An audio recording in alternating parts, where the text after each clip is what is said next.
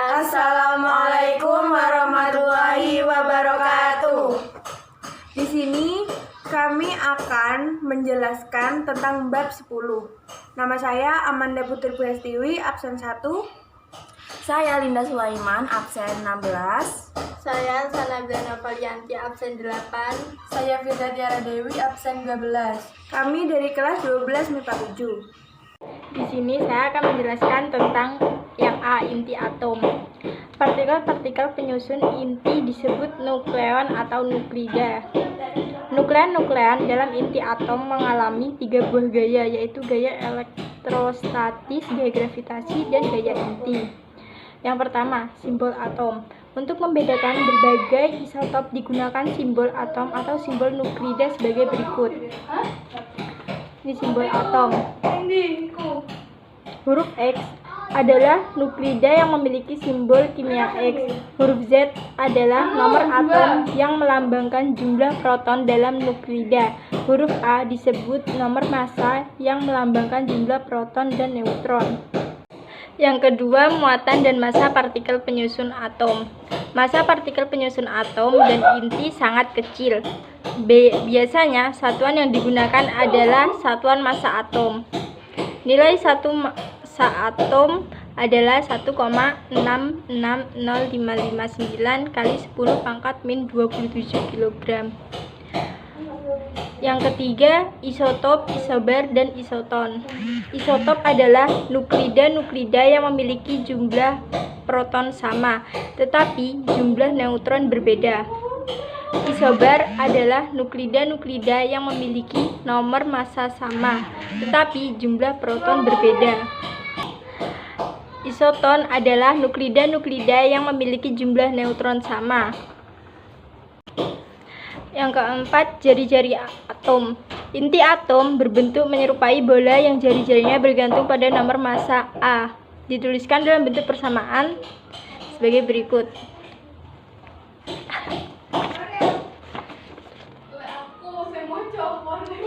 Nomor 5. Energi ikatan inti dan sudut massa.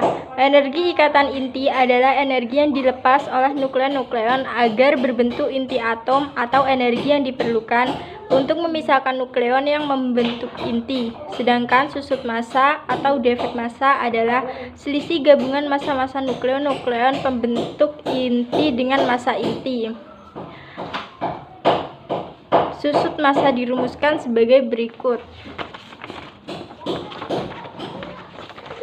B. Reaksi inti. Energi reaksi. Peluruhan inti atom menjadi inti atom lain secara alamiah disebut reaksi inti. Berbeda dengan reaksi kimia yang hanya melibatkan elektron valensi, dalam reaksi inti yang terlibat adalah inti atom. Untuk menuliskan reaksi inti, misalnya untuk suatu inti X yang ditembak dengan partikel A sehingga menghasilkan inti lain Y dan partikel B. Reaksi ini dapat ditulis seperti ini. Contoh reaksinya seperti ini. Nah, seperti itu. Dalam reaksi inti harus dipenuhi sebagai berikut. 1. Hukum kekekalan momentum. 2. Hukum kekekalan energi. 3. Hukum kekekalan nomor atom. 4. Hukum kekekalan nomor massa. Untuk menghitung energi yang terlibat dalam reaksi dapat dihitung dengan persamaan A plus X ke B plus Y plus I, seperti ini. Seperti ini ya teman-teman. Yang selanjutnya, reaksi fisi. Fisi adalah peristiwa pecahnya inti berat menjadi 2 inti sedang. Fisi dapat dilakukan pada beberapa inti berat dengan cara menembaknya dengan partikel alfa, proton, neutron, dan sinar gamma. Dalam reaksi fisi, massa total produk lebih kecil daripada massa total reaktan dan selisih massa itu muncul sebagai energi. Suatu reaksi fisi yang sering digunakan adalah 23592U dengan neutron sebagai berikut. Selanjutnya, reaksi berantai. Untuk menghasilkan reaksi berantai tidaklah mudah karena diperlukan persyaratan tertentu. Syarat tersebut adalah sebagai berikut. A. Uranium yang digunakan adalah 235U yang dalam uranium alam hanya mengandung 0,718%. B. Neutron yang digunakan untuk menembak harus memiliki energi yang cukup atau termal. Yang selanjutnya reaksi fusi. Fusi adalah peristiwa penggabungan dua buah inti ringan menghasilkan inti yang lebih berat dan partikel-partikel elementer disertai pelepasan sejumlah energi.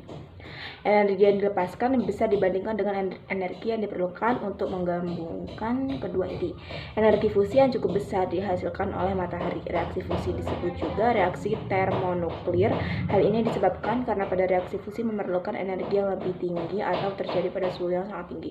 Contoh reaksi fusi adalah penggabungan 4 proton membentuk satu inti 42He yang terjadi pada matahari yang disebut juga dengan daur proton. Sekian dari saya. Wassalamualaikum warahmatullahi wabarakatuh. Di sini saya akan menjelaskan tentang C, radioaktivitas. 1. Stabilitas inti. Pada gambar berikut, gambar ini dijelaskan bahwa nuklida ringan akan stabil jika jumlah proton sama dengan jumlah neutron. Inti berat akan stabil jika jumlah neutron lebih banyak dari jumlah proton. Jumlah proton yang harus dimiliki inti berat agar stabil kira-kira 1,5 kali jumlah proton. Untuk inti yang berada di atas garis kestabilan akan memancarkan sinar beta negatif karena memiliki perbandingan neutron dan proton melalui tinggi untuk dapat stabil. Untuk inti yang berada di garis bawah kestabilan akan memancarkan sinar beta positif karena perbandingan neutron dan proton terlalu kecil untuk dapat stabil.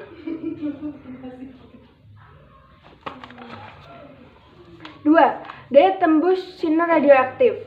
Intensitas yang diserap dan yang diteruskan oleh suatu bahan dapat dinyatakan dengan persamaan seperti berikut ini. Seperti ini. 3. Sifat-sifat sinar radioaktif. A. Sinar alfa. Sinar alfa merupakan pancaran partikel alfa berupa inti helium yang bermuatan plus 2e dan bermassa 4 SMA. Sinar alfa akan menghitamkan plat film dengan jejak berupa garis lurus. Radiasi sinar alfa mempunyai daya tembus paling lemah di antara radiasi sinar radioaktif yang lain, yaitu kira-kira dapat menjangkau beberapa sentimeter di udara dan di sekitar 10 pangkat min 2 mm di logam tipis. Daya ionisasi paling kuat dibanding sinar beta dan gamma dibelokkan dalam medan magnet maupun medan listrik dan lain-lain. Itu beberapa sifat dari sinar alfa. Kalian bisa membaca di LKS halaman 111 buku fisika ini yang warna seperti ini. Dan sifat sinar gamma yang salah satunya adalah sinar beta, guys. Sinar beta dihasilkan dari pancaran partikel beta yang merupakan elektronik kecepatan tinggi dan lain-lain. Sinar gamma merupakan radiasi gelombang elektromagnetik dengan energi yang tinggi atau panjang gelombang yang sangat pendek. Untuk jenis sinar identik massa, muatan, kelajuan, dan dihentikan dalam medan magnet. Kalian bisa baca juga di halaman 111 di LKS fisika yang seperti ini. Untuk jelasnya, terima kasih.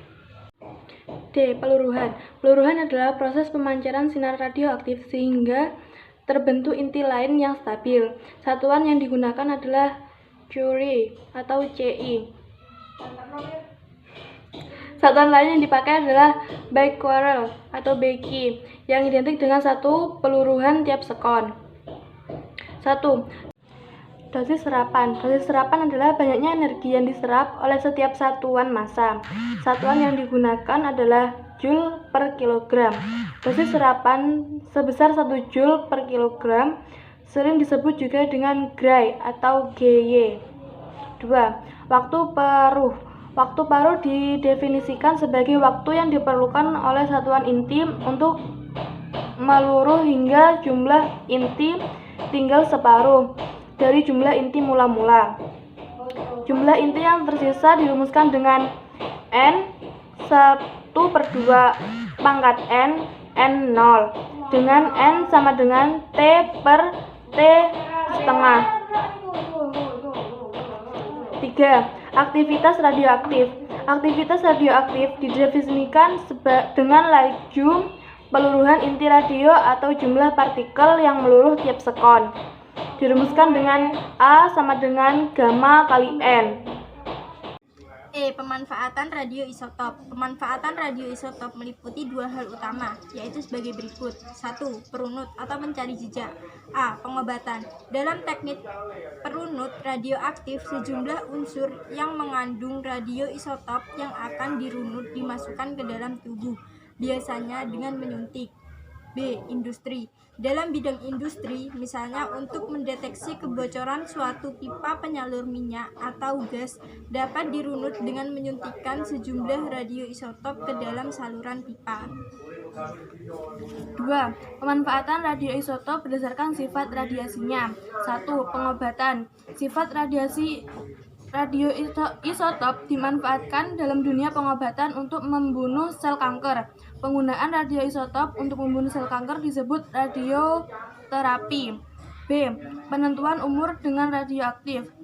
Tumbuhan, binatang, dan manusia menyerap dan menyalurkan karbon 14 selama mereka masih hidup. Oleh karena itu, persentase karbon 14 di dalam tubuh mereka selalu tetap.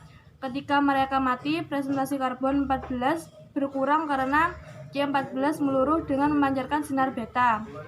Dengan mengukur persentase keaktifan radiasi C14 dalam tubuh tumbuhan, binatang, dan manusia yang mati, kita dapat menaksir umur kematian mereka. Teknik lain inilah yang disebut penentuan umur dengan radioaktif.